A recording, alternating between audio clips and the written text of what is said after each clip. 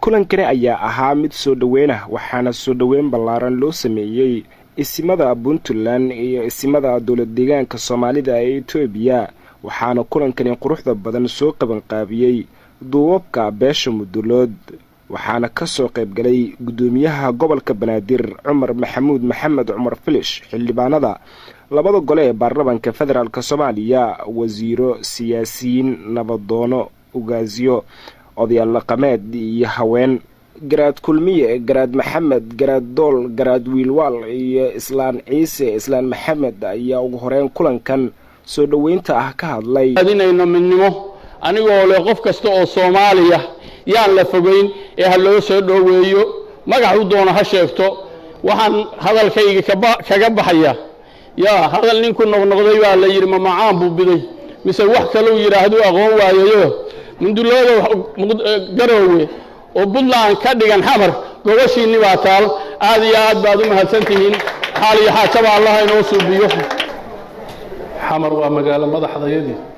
aan dawladda ku kala jiro laakiin bulshada Soomaaliyeed ee Soomaaliya degan abaal weyn bay deegaanka ku leeyihiin dadka shacabka Soomaaliyeed markii ay ku jireen halganka gobonimo doonka ah iyo inay xor ahaadaan kaalinkii weynaa ee shacabka Soomaaliyeed laga bilaabo Raas Kambooni ilaa Yazaylac dadaalkii weynaa ee gasheen waa mid aan idinka abaal celinayno ilaahayna ha idin barakeeyo maatidiina Allah u naxariisto maanta waa maalin taariikhiya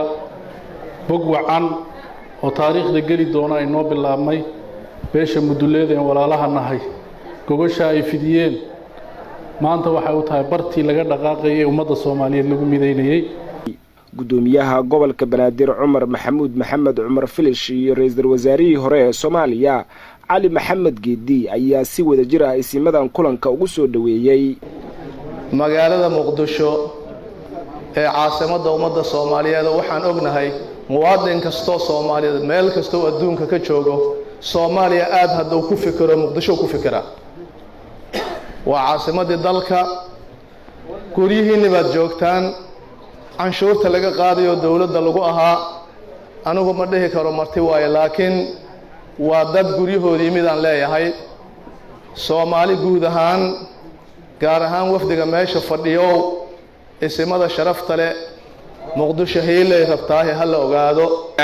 naga gudooma waana idinkaga mahad celeynayna booqashada aadna soo booqateen sharaf ayayna noo tahay waa jecelnahay inaan nala sii joogtaan oo wax badan aad nala sii jeexjeexdaan waan ognahay meelaha aad ka timaadeenna baahida aan idin qabno mid la mid ah in la idin qabo haddii markaa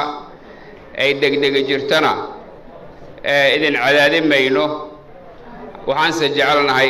inaad nala joogtaan oo wax walba waxyaabo badan oo tala iyo tusaalooyin aan islaafsano walaalayaal soo dhawaada ugu dambeyntii imaamka beesha Mudulood ayaa soo xiray kulankan soo dhaweynta ah ay u sameeyeen isimada Puntland iyo isimada dawlad deegaanka Soomaalida ee Itoobiya laga gaarsiiyay raallihashadaas marka sidaan Mudulood aan ku nahay marwo iyo rag iyo oday iyo ibaan iyo ugaas aan ku leenahay raallihada nadneenaano afkooda ku hadlaayo waana soo gabagabeeyaya Allah isku keenay cafiyo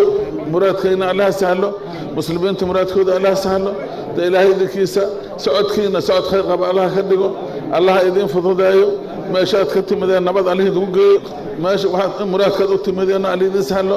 anakuna ku idin mahad jeclaha naga dhigo Muqtaar Cabdi Aadan raadiyaha iyo telefishinka SBC magaalada Muqdisho.